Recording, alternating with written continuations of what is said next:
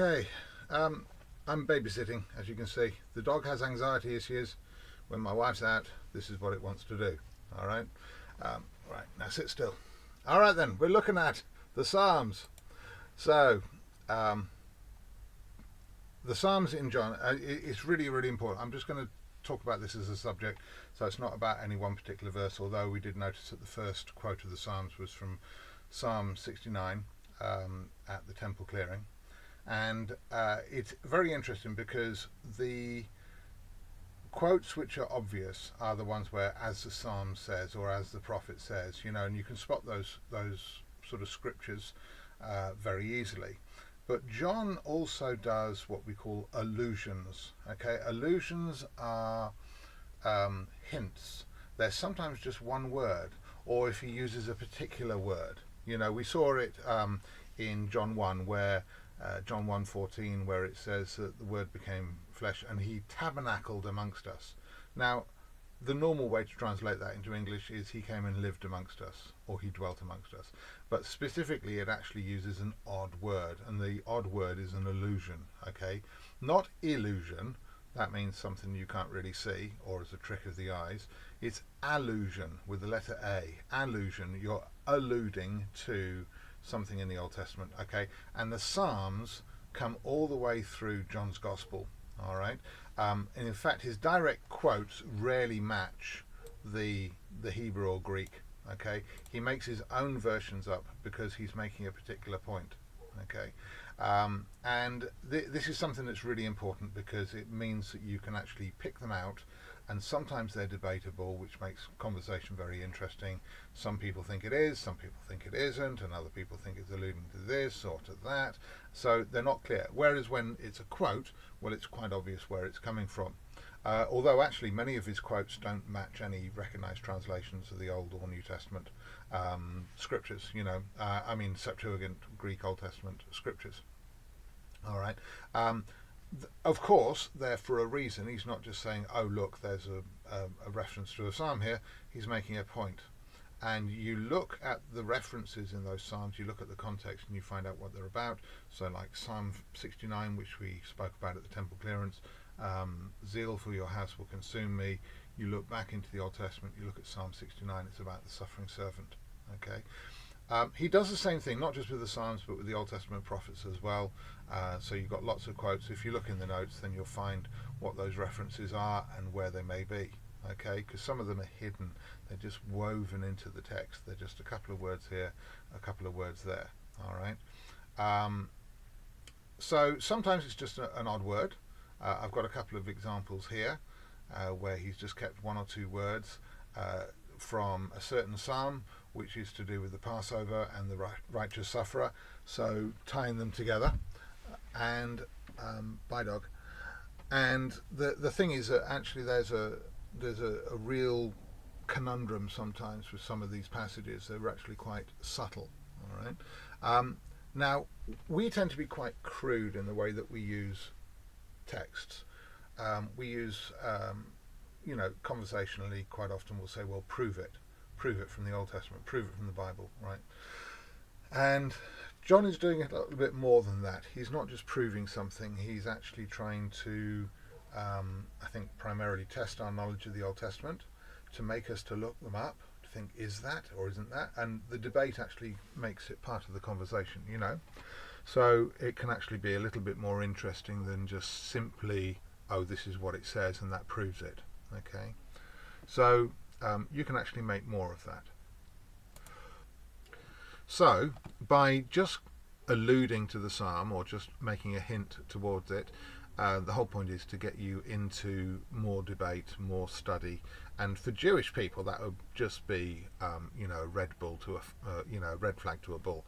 The idea that you get into that and you get into the debate, and of course, like we do, we like to debate and we like to have these questions. So if it's clear cut, that's the end of that conversation. But when you find something that's debatable, it's actually a lot more interesting.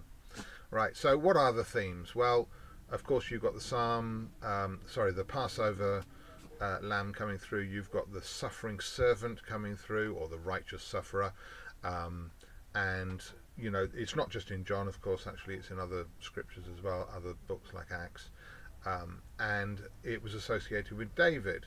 Psalm 22, for example, you think of David, they've pierced my hands and my feet, and you think, like, I can't remember any occasion where they did that to David, unless it happened but wasn't recorded. But if David was speaking prophetically, then it could be pointing towards the crucifixion, and so therefore you look up Psalm 22 and you find out that, of course, it's quoted on the cross, and so, you know, you go down a whole rabbit hole there of different things. Okay, and then of course if it's in a Psalm of David, then that of course links to him being king, and so it gets deeper and deeper, and you get off into other tangents, you know.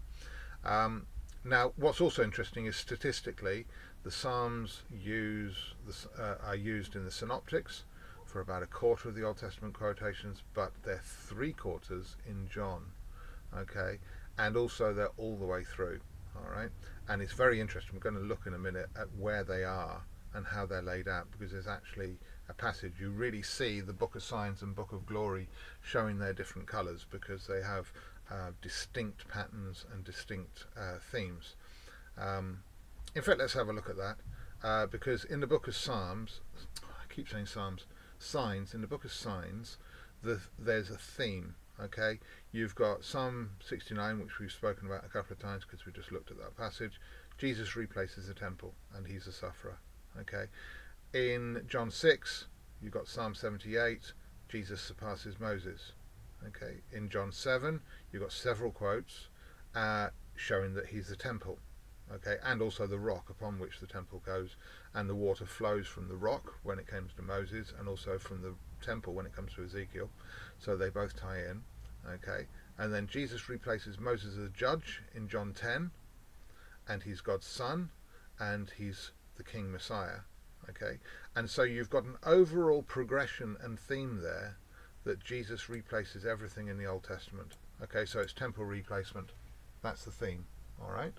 Now, when you look at the Book of Glory, which is chapter 13 onwards, of course, that's all building up towards the crucifixion and going on to the resurrection.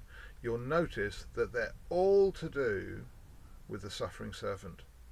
Okay, there are other hints there as well. The fact that he's a priest, the lamb, and so that's all part of it, because he's a sacrificial lamb. He's suffering. Also that he's David, so it's stitched in with other themes. But they all have this one thing in common. Jesus is the suffering servant. He's a suffering servant, the suffering servant, suffering servant. All right, and the suffering servant there as well. I suppose that's a bit of an exception, but you'll see that there's a complete pattern. So the first 12 chapters, which is the Book of Signs, you've got a common theme, and then the theme changes in the Book of Glory. Okay, that's where you see the distinct differences, just in those quotes from the Psalm, or allusions, hints towards the Psalms. All right, so there's quite a clear pattern there, and I think that that pattern is very, very distinctive. All right, and I think that that's worth bearing in mind.